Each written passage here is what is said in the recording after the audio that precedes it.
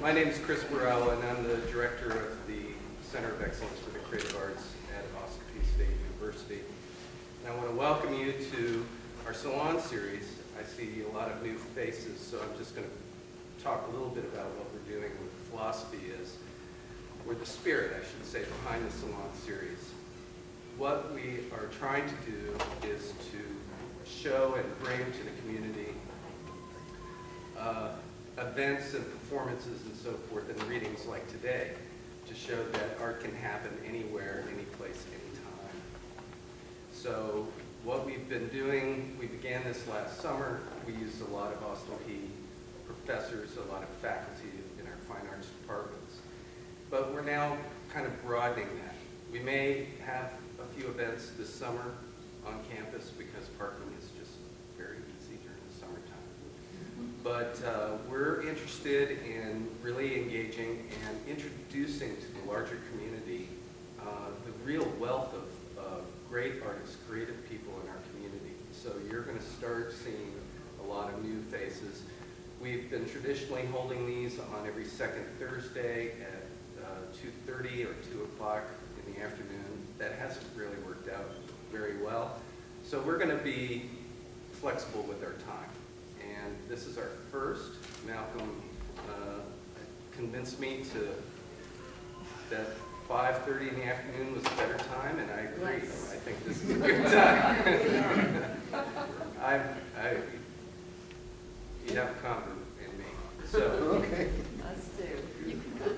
I would like to announce that our next salon, which will be the second Thursday in June, which is June 10th, will be at the Roxy Regional Theater, where our friends John McDonald and Tom Fair will treat us to Forever Plaid, one of Off-Broadway's most popular and critically acclaimed musicals.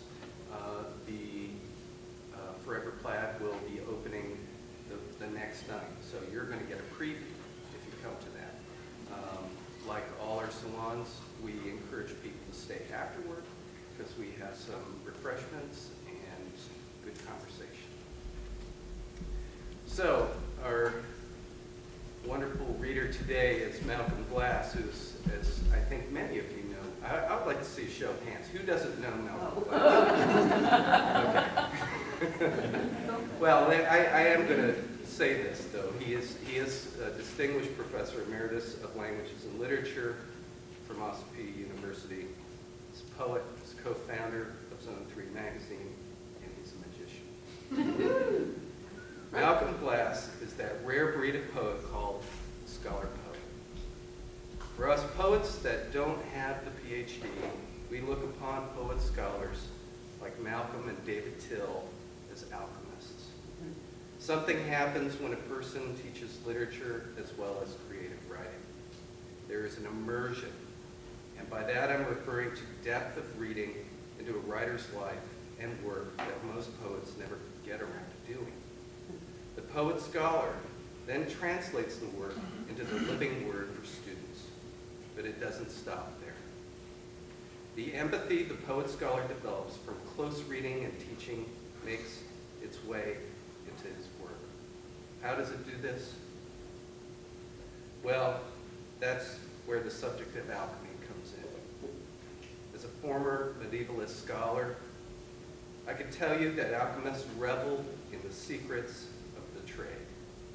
Here today, for the first time, we will hear from the poet alchemist himself. Poetry's biggest secrets finally revealed. Please join me in welcoming Malcolm Glass.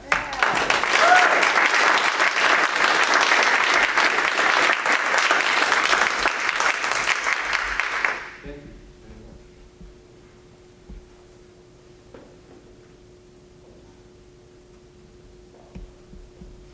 Who's there? Anybody tell me? Can anybody identify that line from a very famous Susan? From Hamlet? Is it Marcella? Oh, wow! Holy cow! I was thinking if Joe Filippo were here, or bingo. Tom, you knew it? You taught Hamlet That's many times. A few moments later, you hear the line out. If you can tell me who says this, that's fantastic, because I can't remember. The line is, "What? Has the thing appeared again tonight?" I think it's Marcellus. Marcellus? Marcellus. I think you're right. I'm sure you're right. These lines are forewords, which may be a term you haven't heard before. I hadn't heard it taught about playwriting. Hamlet is full of forewords, and Jenny knows. she's written plays and had to go back through her play and find the forewords.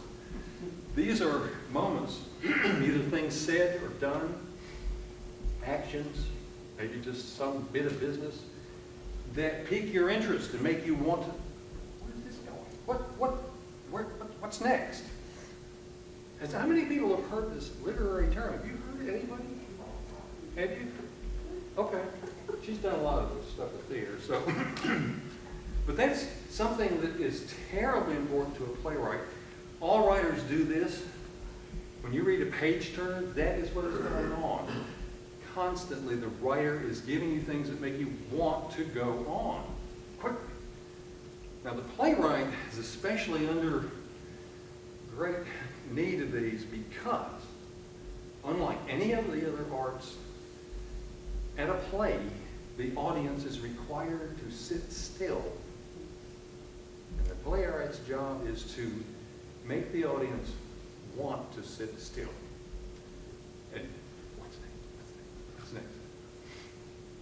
So it's very important in plays, and it suddenly occurred to me that I do this in poetry. Most poets do. So I'm going to show you a little of this kind of thing. This is one of the biggest secrets.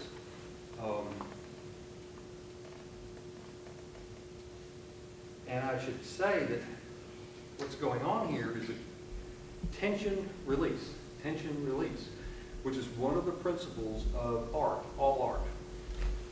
And the other one is repeat and vary. Repeat and vary. You look at almost anything in the arts and you'll see those things going on all the time. So, let me just give you this word. Mid-Atlantic.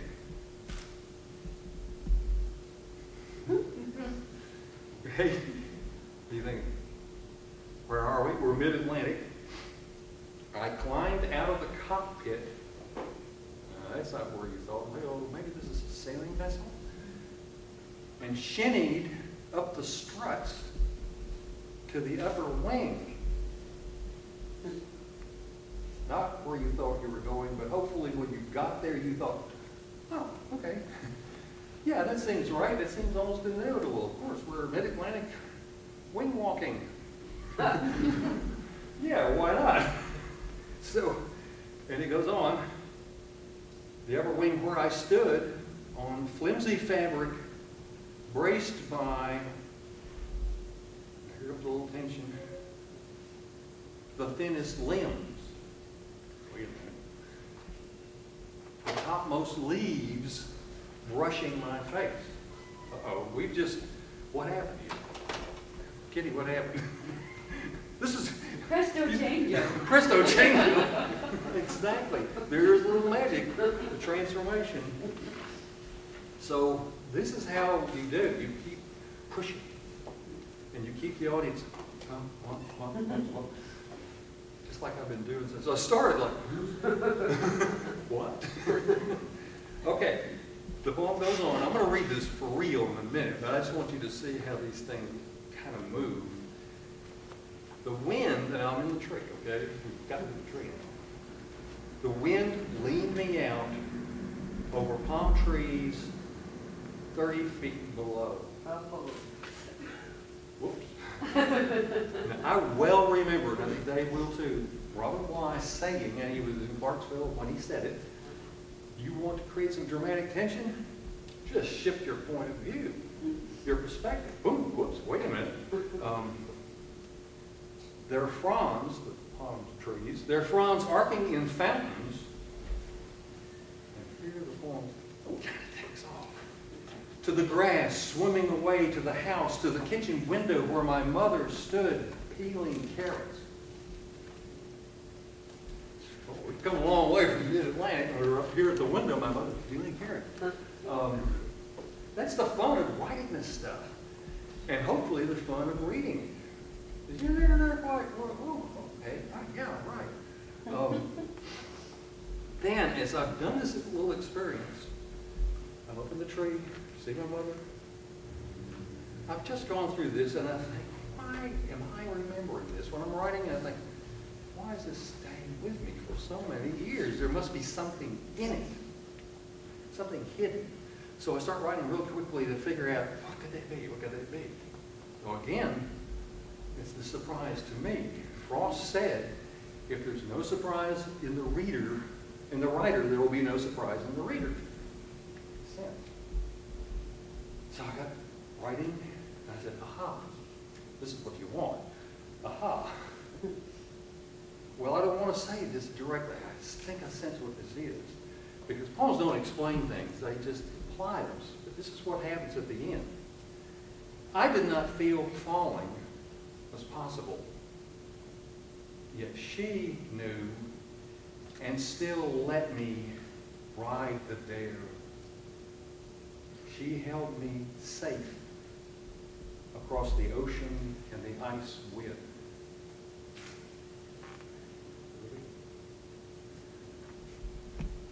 So there's a little aha. Oh, that's why I remember. Okay, let me just read the whole thing so you can get the sense of it. This is a journey you take in 99 words, including the title, which I left out on purpose. Because the title is in the Australian Oak. Well, I would have given it all away. Hey, we have to change it. And it's for my mother. Mid-Atlantic, I climbed out of the cockpit and shinnied up the struts to the upper wing where I stood on flimsy fabric, braced by the thinnest limbs, the topmost leaves brushing my face.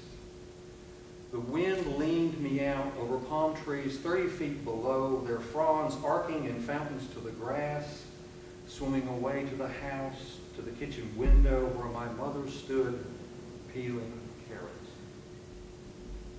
I did not believe falling was possible, yet she knew, and still let me ride the dare. She held me safe across the ocean, the ice wind. So easy. It's ridiculous. No, it just takes years of doing this, years of putting yourself into this place where you let things happen to you. And you should know right away, one of the other big secrets is none of it is planned. None of it is even intentional as I write. It just comes to me as I go. There's that movement again. That's why forwards are so easy to do, because you're constantly, this is the way you live your life. You know? You go through the day, you're not planning to have your battery go dead. Oh, I think I'll plan to have my battery go dead. No, things happen and you shift with it. You go with, hopefully, with the flow. Anyway.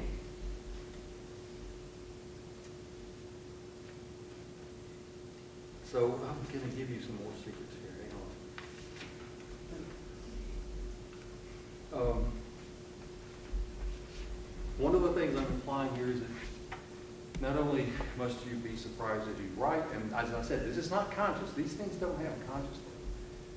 There's a huge difference between critical and analytical thinking and creative work. They ain't the same.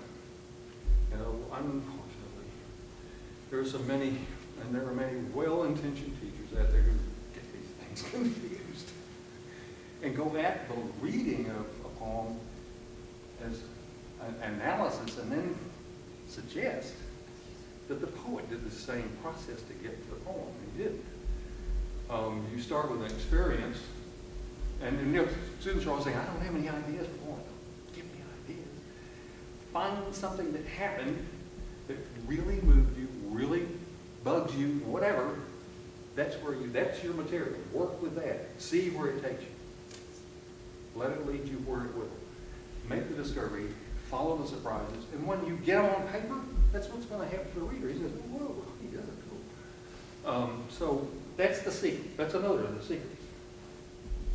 Okay.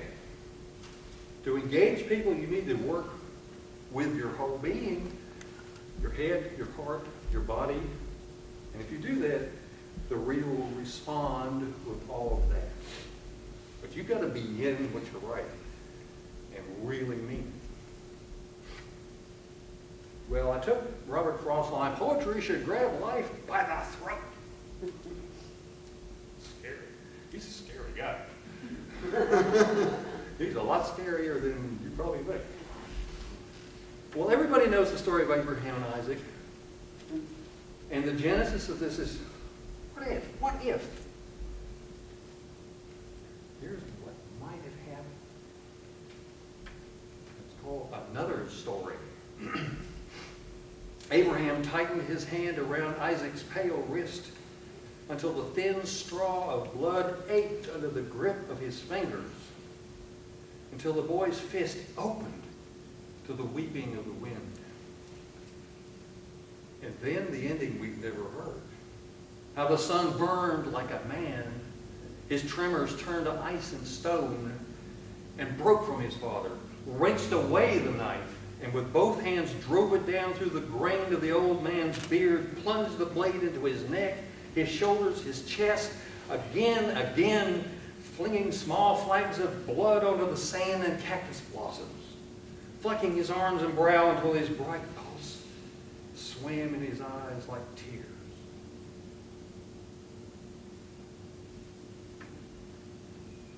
Well, there's a lot of energy in that, and somebody will say, well, yeah, you are about stabbing somebody, you're going to get a response. It's going to be dramatic, all right. So what if you took on a calm, quiet, serene, static scene to see if you could do some of the same things in a very calm, quiet. All the artists in here know what I'm talking about. You've been there. I mean, you've done this kind of thing. You've seen it sort of. The painting is just, and then you get something that's just, oh. So this is called On a Lake Early Morning. My boat skids across slate. The oarlocks whimpering like children's cries, leaping across a fall of new snow. The stern drinks at the edges of the small wave that slide past and stretch into a wake behind me. I stop. The gray wash of water soaks into the blue paint of the hull. When all sounds sink into the stippled trees on the far shore, I am no longer a man in a boat, but a few brush strokes in a painting of a lake early morning.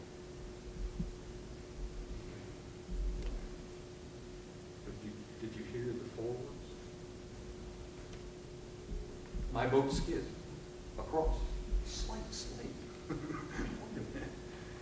Another thing that poets do to cause this, hopefully have this happen, is similes and metaphors. And this one moves with that kind of impetus. My boat skids across slate. The oarlocks whimpering. Let me tell you, your 7th grade teacher praised you for adjectives and adverbs. Nope.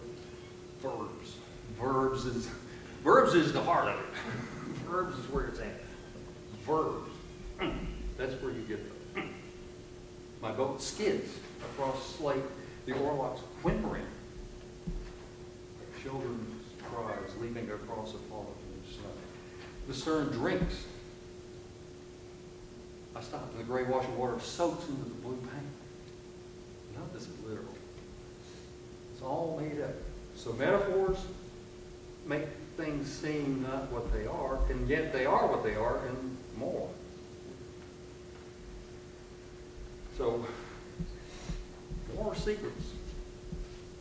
divulge. Well, you know the illusion that I'm talking about? The magician's code. Sounds, music is another thing. The music of language, which is in English, just incredible to work with. It's so rich. And there's so many things you can do. And if you have an ear, which you would have to have if you were a poet, these things come again naturally. As you do more and more of this, you can sense how the sounds are working. So there are lots of S's in that poem. Skid, slate, children, cries, snow, stern, slide, stretch. I didn't think of that when I was writing it.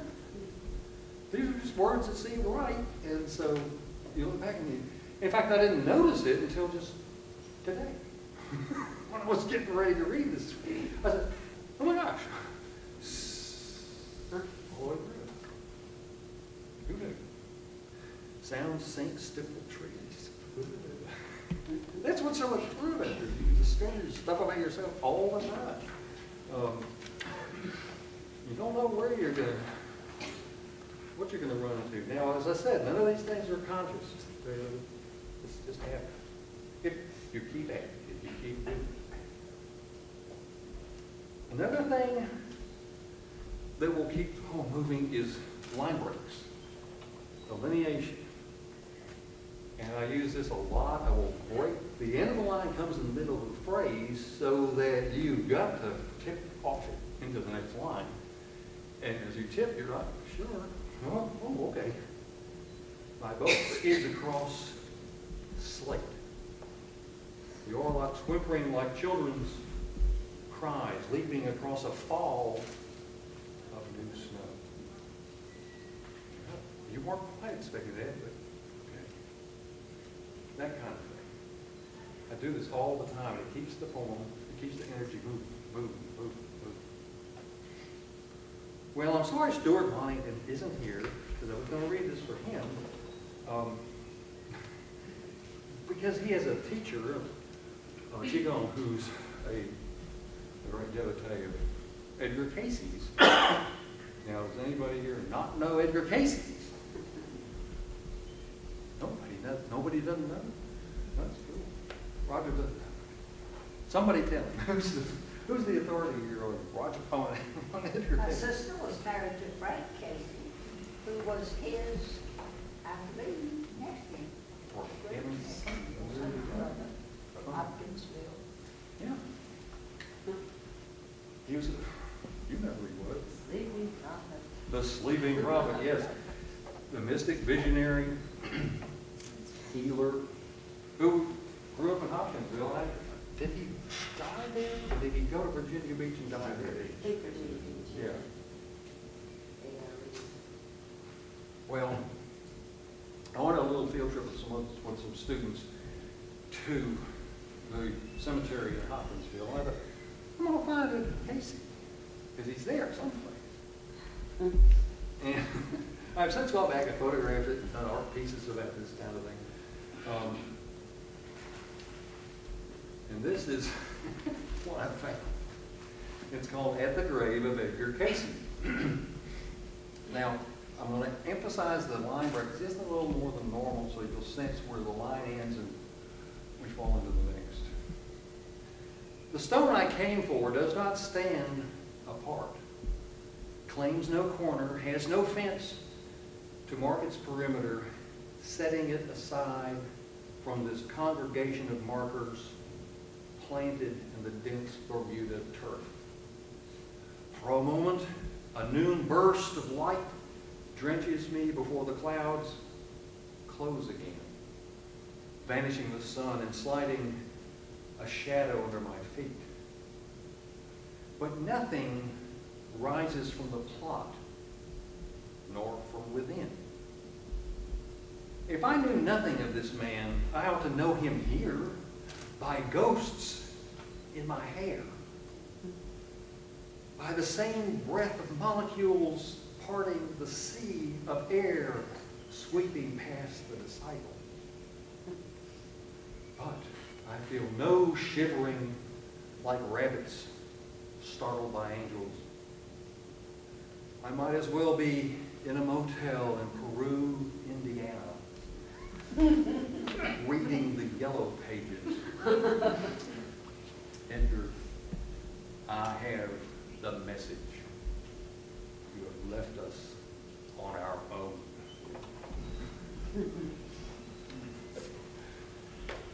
That was for Stuart. Stuart, wherever you are. Just because he has an interest in, but you all have an interest in acrehead, so it's for all of them. Now you're thinking, hey, what about meter? What about rhyme? No, you're not. But now you are. Okay. What about rhyme? What about meter? Well, it's a long story. It's a very long story. Frost said the possibilities for tune or music or whatever of dramatic tones cast across a regular meter are endless. He did this all the time. He wrote in blank verse, which is just unrhymed iambic pentameter. But then, hey, so did Chaucer, Shakespeare, Milton, Donne, Tennyson, Browning, all those guys did this. The meter gives it a sense of structure. It's like the girders under a building. It's there, but you're not really aware of it. And it keeps the thing, I don't know, it's a psychological thing going on, partly because of what you see on the page, I think.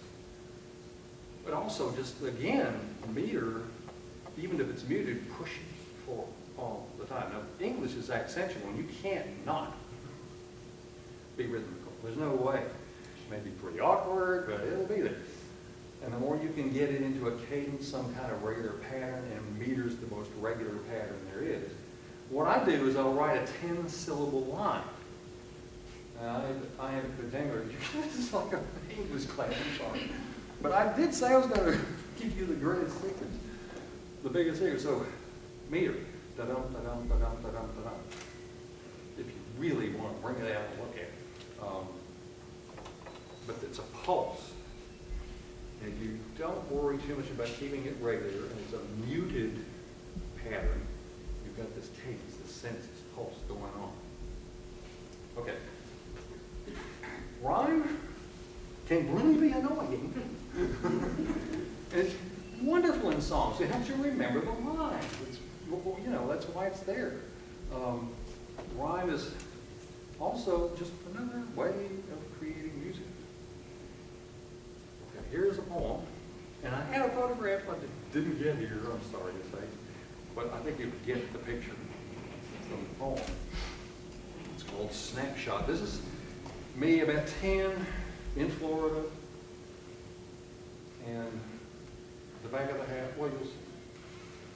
Flame vine leaps vibrant across the archway, joining house and patio like a blare of trumpets.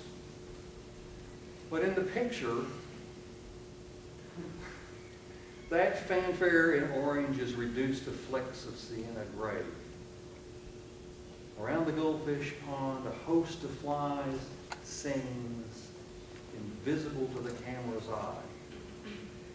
And on a patch of grass that's burnt umber, I sit, grinning, gap-toothed, my arm around my prized watermelon from the garden behind the orange trees. Without the photograph, none of this would be remembered. What was has vanished. Flies and pollen, seeds and rind, nothing matters at this snapshot. Half truth, half fiction, keeps saying, but it does. That's a 10-syllable line, and it's a song. Tom's nodding his head like, oh yeah, it's half Spencerian and half Petrarchan.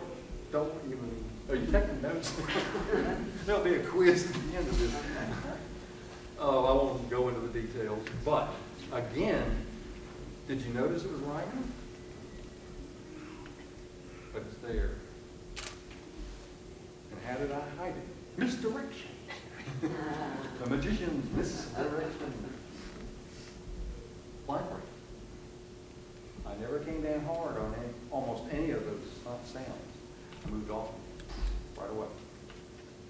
Across the archway, joining house and patio like a blare of trumpets, but in the picture that fanfare in orange is reduced to flecks of sienna gray. So if I do that, you can see it, hear it. Of course, on the page, you can see it. Maybe you wouldn't. You might not. Quite possibly you wouldn't. But that's, again, the fun of it. Working in form is very liberating. I know that doesn't make sense. Probably doesn't seem to. But it is. Because you are sometimes faced with a lot of different choices. And if you're working in a form, some of those choices just get knocked right out. You've only got two. Oh, okay. And somehow, this may be self-deception, you think, oh, that made me make this choice, and I'm so glad, because it's so right. If it's just accidental, I don't know. Could be just an accident. Well, now you know all these things. For those of you who haven't seen the television show, Breaking the Magician's Code, which is playing off Dan Brown, I'm sure, magic's biggest secrets finally revealed. Then you've got this masked magician. You need to see this sometime if you can see it. If it comes up on cable again, he will perform a very elaborate illusion with all kinds of girls, of course, and parading around and crawling into boxes.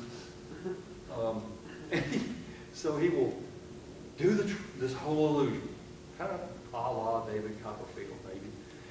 And then take a break and come back and show you how it was done. Well, that's fine. But the narrator, the clever writers of this show, have used this line after every single trick, week after week, does the performance. So, how does the magician make the girl turn into a tiger? How does the magician make the coin appear in the bottle? So, it's the same line. Oh, if I do this again, I'm on the screen. So, that's how it works. Okay, now put all that stuff I just gave you, if it hadn't already managed to sink into your subconscious, just let it go. I'm going to read several poems, and I'm not going to say anything about them, I promise. These are poems for my family. The first is for my sister, and one for my mother, and one for my father.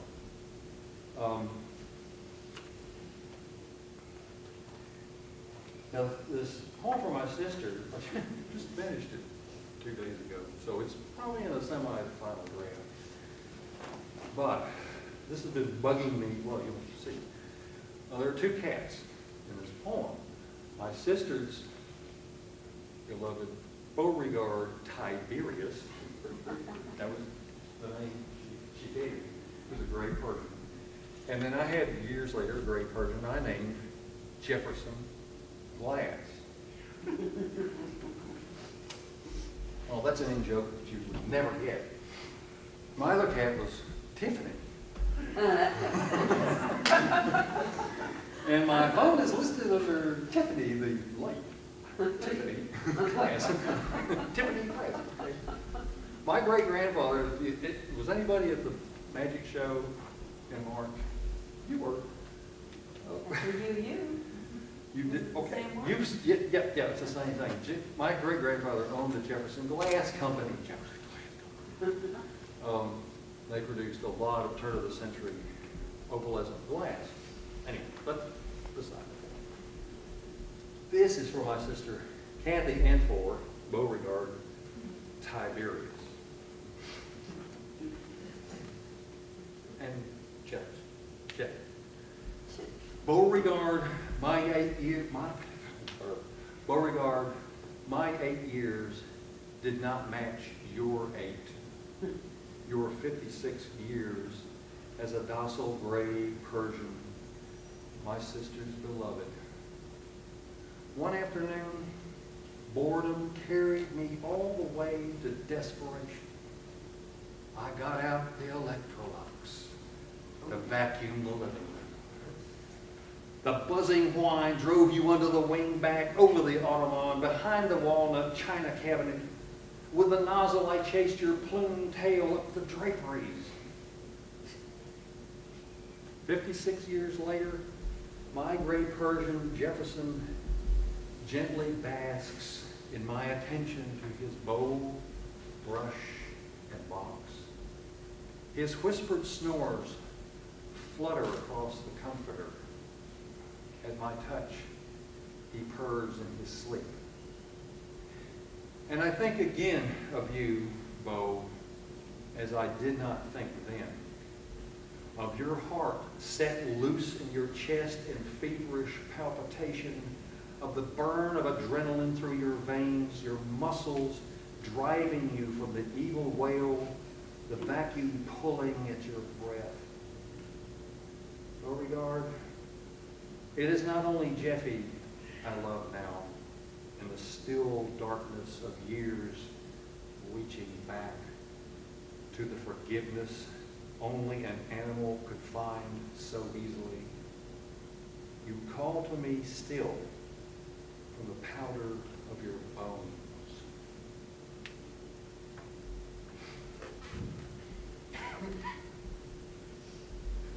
The other poem I wrote for my sister always brings her to tears. I'm going to say, I'm going to read it, she just dissolves, because it's about going to get her. We adopted her. We went to Jacksonville. We drove north of Jacksonville from Orlando to the adoption center home to get her. And I tell the story, going there, coming back to her. And she hasn't seen this one yet. She'll cry. Guarantee. All right. My mother, I've already blessed her with one poem. This is a fairly new poem. Of memory I have when I was about 6, in this little house we had on Campbell Avenue, when I had a cold, bronchitis.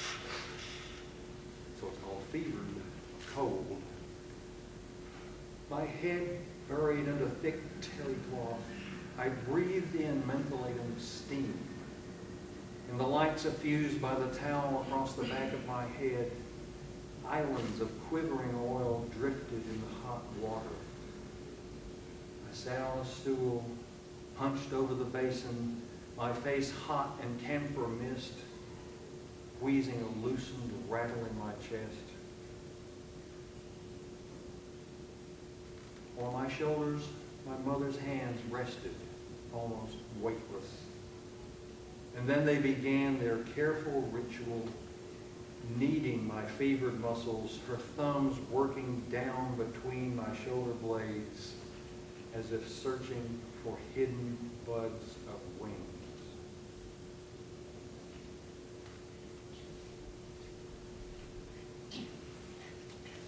And the last poem is for my father, and I was in Chick-fil-A. I spend a lot of time in Chick-fil-A. I write a lot in Chick-fil-A. I've always written fast food restaurants. I mean, you can get a cup of coffee and just keep drinking all day. They don't care. You have to be choosy now. You can't go to some of these places that have TV sets. What? So I go to Chick-fil-A, which is a very, very pleasant atmosphere, and they only paid me a little to say that.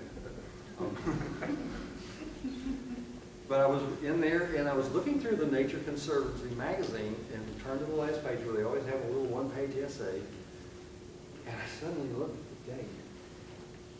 I said, oh my gosh, it's my father's birthday. He would be 100 today. As I was reading this, and it was about a bird, and he was a great bird lover, and a great gardener. He had a backyard full of staghorn ferns and orchids and bromeliads you wouldn't believe. But he kept a log of all the birds that came to the bird feeder. For years he did this. So this hit me pretty hard on his 100th birthday. And I'm just going to read the very beginning of it so you'll know what the heck I'm talking about. It's called Aloha Po'auli. 13 minutes before midnight on November 26, 2004, at the Avian Intensive Care Unit in Maui, a sparrow-sized bird with a black bandit's mask exhaled its last. With that, caretakers of the bird with the Hawaiian name Ho'ouli quite likely witnessed the final moment of a species.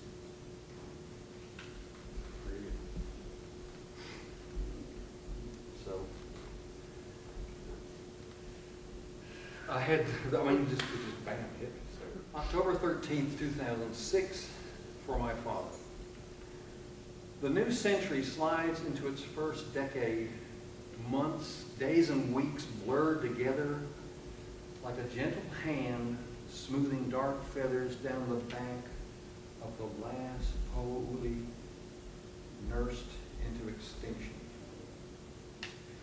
When you were alive, you might have watched one of these rare birds feed in your backyard, cracking sunflower seeds, hidden in that haven, held safe to thrive in your care.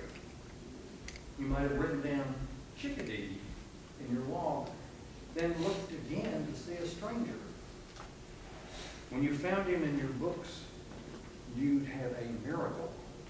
He'd flown to your Florida sanctuary, thick with staghorn ferns and orchids like his home, Haleakala, a volcano some 4,000 miles away. But that last bird never flew. And I am left with these words, a dream of salvation for our dying earth, 100 years from the day you were born.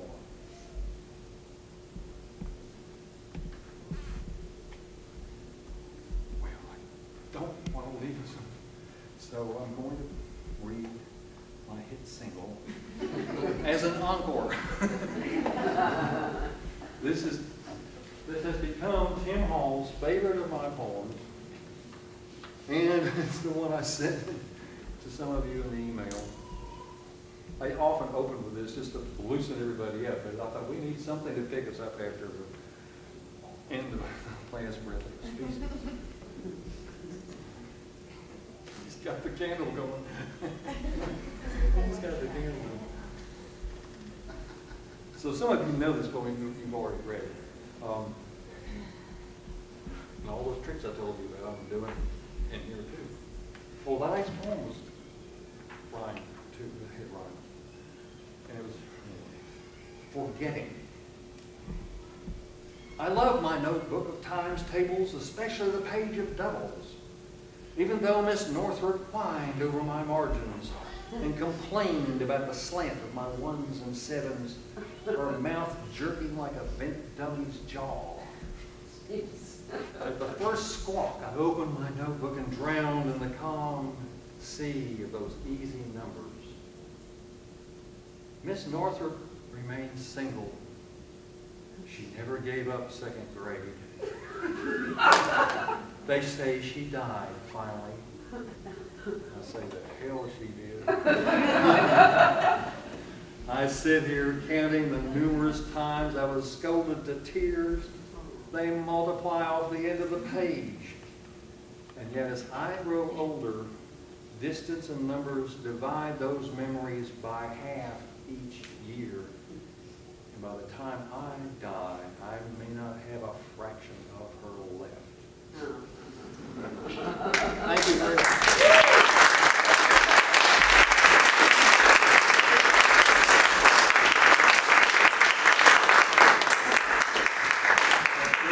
Great, thanks, Malcolm.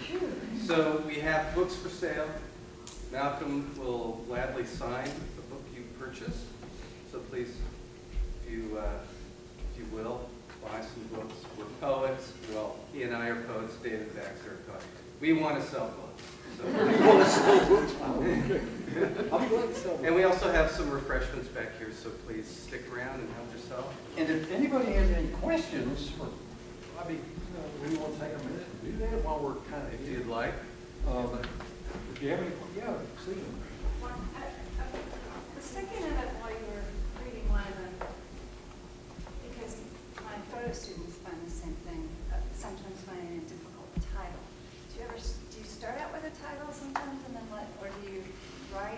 try to figure out what you should name the piece, or I'm just kind of curious about how you go about it. Well, the titles usually come later, although some, I'm trying to think of an occasion when I come up with a title first. I think it's probably happened, I just don't remember. And it's something of a struggle, because you don't, I mean, like I just realized, in the Australian Open sort of gives it away. I mean, I've blown the first word, or mid-Atlantic, and although people probably don't register the titles very well, they just go right and, you know, I always remember students who would just ignore the title. And I'd say, well, what's the title? It's like, oh, well, yeah, okay. But I think I've gone through some struggles sometimes and just come up with, I'll sit there and write 10 different titles and put it away and come back in a couple of weeks and look at it. Or I'll try it out, sending it to an editor or reading it at a reading and see how it feels. But the truth is, I don't really worry about it much. I'm trying to think of the titles like, well, the one from my father is kind of, his birthday. Any other questions? Yes. I do have one. This is Yeah. because I'm a novice, I guess. But I was wondering, can you have a poem without any rhyme at all, just the meter and that's it? Sure. Shakespeare did it all the time. He rhymed every once in a while, but most of the time he didn't. And most of the poems, the ones I read, I think, well, Forgetting has some slant rhymes in it, and but only 2 of them really rhyme, and only 2 of them really have very carefully regulated line length. The rest of them are free verse. And you know, if you're doing your job, you can't tell them, it doesn't matter if it's there, it's subliminal. And so sure, yeah, I mean, it is also liberating not to use form, but it's harder sometimes because you have too many possibilities. Yes. You can't decide. Much harder. Yeah. Any other questions? Good. Well, I want to thank you all for coming. I see so many good friends. I was going to say old friends. Good old friends. Good old friends. I mean, really, I'm so tickled to see the bands and Hazel, Goodland, who's a neighbor, and Jim. Oh, all of you guys, and half the art department. That's fantastic. So, and as Chris was telling you, there will be more of these occasions. Please, if you don't get the mailings, tell him. He will put you on the mailing list, and you can know about other events coming up. Because we all are trying to get the community involved in what's going on with the art. Chris is doing a fabulous job.